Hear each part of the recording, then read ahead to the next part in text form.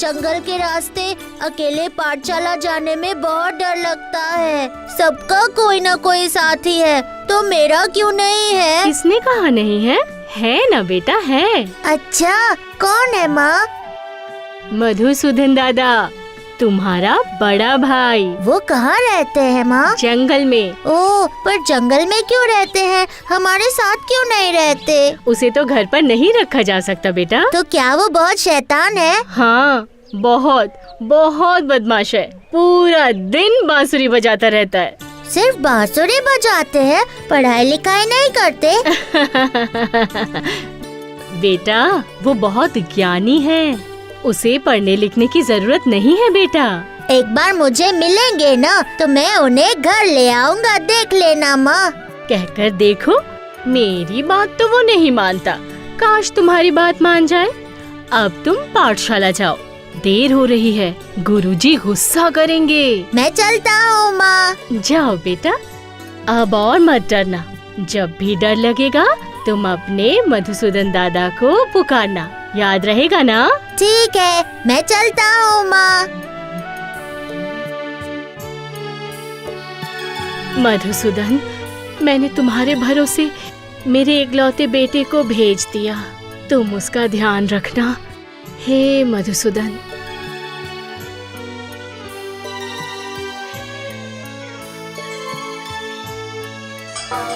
मधुसूदन भैया, ओ मधुसूदन भैया, क्या आप मेरी आवाज सुन सकते हो? मधुसूदन भैया, मुझे बहुत डर लग रहा है भैया। माँ ने कहा था कि डर लगे तो आपको बुला लूं, आप आ जाएंगे।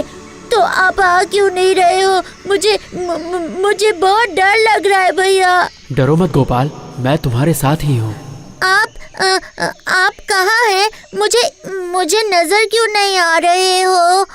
मैं तो तुम्हारे सामने हूँ, ये देखो।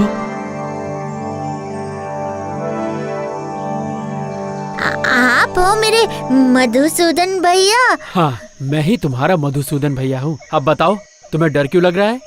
ये जंगल कितना घना और भयंकर है भैया। अच्छा, तो तुम्हें अकेले डर लगता है? अब तो डर नहीं लग रहा है। क्या मैं आपके साथ थोड़ी देर खेल सकता हूँ? तुम पाठशाला नहीं जाओगे? गुरुजी तुम्हारा इंतजार कर रहे हैं। अभी तो खेलने का समय है नहीं गोपाल। सुनो, जिस समय का जो काम होता है उसे उसी समय करना चाहिए। खेलने के समय खेल और पढ़ने के समय पढ़ाई। याद रहेगा? याद रहेगा भैया। तो फिर चलो, मैं तुम्हारी पाठशाला तक तुम्हें छोड़ के आता हूँ। मेरी पढ़ाई खत्म हो जाएगी, फिर आप मेरे साथ खेलेंगे? खेलूंगा। अब चलो। आप मेरा हाथ कस के पकड़ लीजिएगा। मैं जिसका भी हाथ पकड़ता हूँ कस के पकड़ता हूँ। तुम्हें डरने की जरूरत नहीं है। मैं तुम्हारा हाथ नहीं छोड़ूंगा जब तक तुम खुद नहीं छोड़ोगे। अब चलो।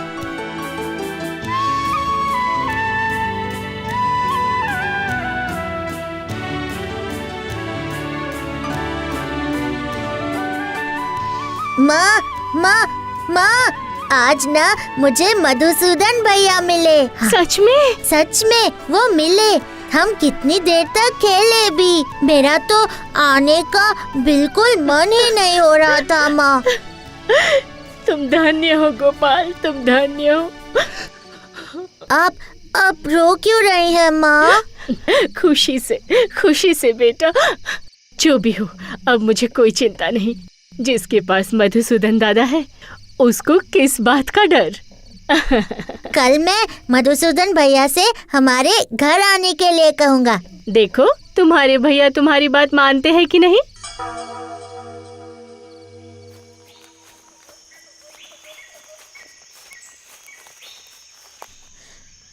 मधुसूदन भैया, ओ मधुसूदन भैया, कहाँ हैं आप? कहाँ? यहाँ आइए। मुझे बहुत डर लग रहा है भैया। आप जल्दी आ जाइए। बहुत ज्यादा डर लग रहा है मुझे। आप भी क्यों नहीं आ रहे हैं भैया?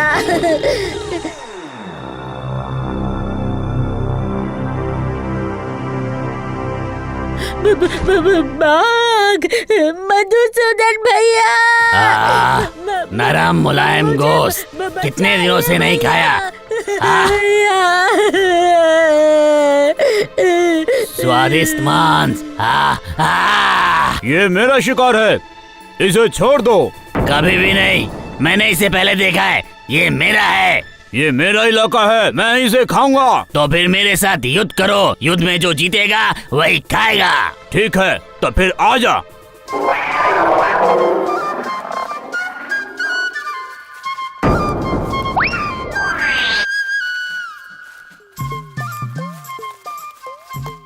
आप आएंगे भैया, मैं जानता था आप जरूर आएंगे।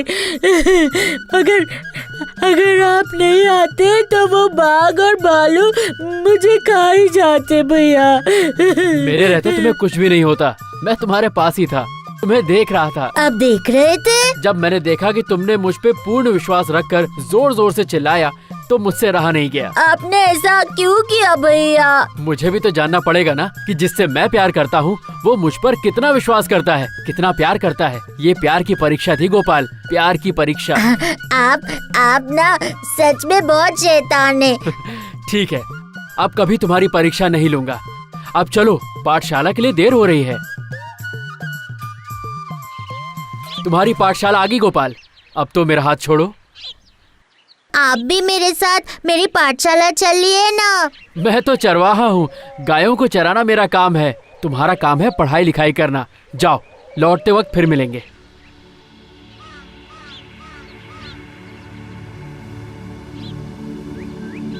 आज इतना देर क्यों हुआ गोपाल? गुरुजी, आज जंगल में ना मुझे बाघ और एक भालू ने घेर लिया था। मेरे मधुसूदन भैया ने बाघ और भालू को भगाकर मुझे पाठशाला तक छोड़ दिया गुरुजी। गोपाल, शिक्षा का सही मायने है सच, और तुम झूठ बोल रहे हो। इस जंगल में बाघ भालू नहीं है। तुम अपनी काल्पनिक कहानी मुझे सुना रहे हो। फिर कभी भी इस तरह की झूठी कहानी मत सुनाना। जाओ, बैठो।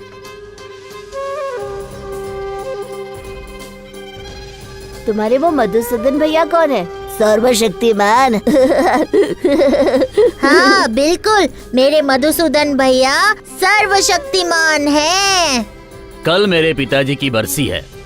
मेरे इस पितृ दायित्व के कार्य को तुम्हें ही पूरा करना होगा बच्चों। हम जानते हैं गुरुजी, आप शिक्षा के बदले कोई भी मूल्य नहीं लेते हैं। आपका ये पितृ दायित्व हमारा है। निश्चिंत रहिए आप, कल हम सब अपने अपने समर्थ के अनुसार आपको भेंट देंगे। धन्यवाद। माँ, कल गुरुजी के पिताजी की बरसी है। सब कुछ न कुछ दे रहे हैं माँ, तो क्या मैं भी कुछ दे सकता हूँ? बेटा, मैं तो गरीब इंसान हूँ, घर पर हमेशा आटा गीला ही रहता है। मैं क्या दूं बेटा? तुम अपने मधुसूदन दादा को बताओ, वो जरूर तुम्हारे लिए कुछ ना कुछ करेंगे। ठीक, मधुसूदन भैया जरूर कुछ ना कुछ कर देंगे। देखिए ना मधुसूदन भैया, आज मेरे गुरुजी के पिताजी की बरसी है। सभी कुछ ना कुछ दे रहे हैं। माँ से कहा तो माँ ने आपसे मांगने को कहा भैया, क्योंकि माँ के पास कुछ भी नहीं है। मेरे पास कुछ भी नहीं है। मैं तो एक चरवाहा हूँ, बहुत ही गरीब हूँ। एक बांसुरी और एक लोटा और इस गाय के अलावा मेरे पास कुछ भी नहीं है। अच्छा, तुम एक काम करो, मैं तुम्हें अपनी सफेद गाय का दूध का एक लोटा देता हूँ। तुम ये एक लोटा दूध अपने गुरुजी को दे देना पूजा के लिए, ठीक है? बहुत अच्छा भैया। दीर्घायु भव। देखो तो जरा, गोपाल कितने बड़े लोटे में दूध लाया है।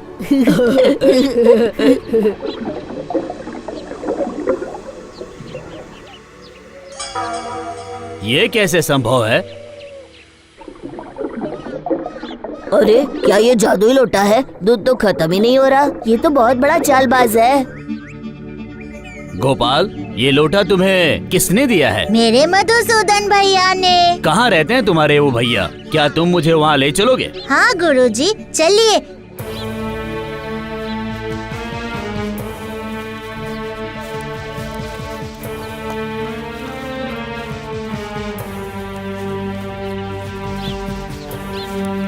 मैं और मेरे मधुसूदन भैया यहीं बैठकर बातें करते हैं। बुला बुला तू अपने मधुसूदन भैया को बुला।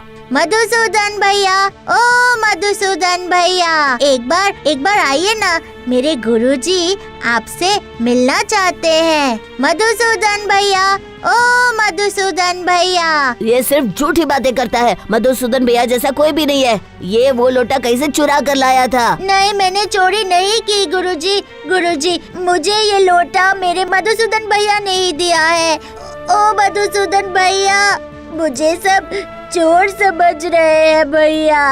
अब एक बार आ जाइए ना। आप आकर मेरे गुरुजी को बताइए कि ये लोटा आपने मुझे दिया है।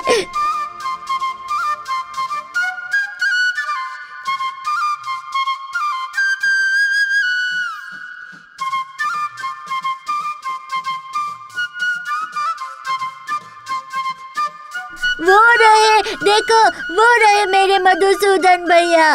भैया अब सामने क्यों नहीं आ रहे भैया, आइए ना। गोपाल, मुझे तुम्हारे अलावा और कोई भी नहीं देख सकता, क्योंकि मुझे देखने के लिए बच्चों की तरह विश्वास होना चाहिए। तुम्हारा सच्चा विश्वास मुझे तुम्हारी तरफ खींच लाया था।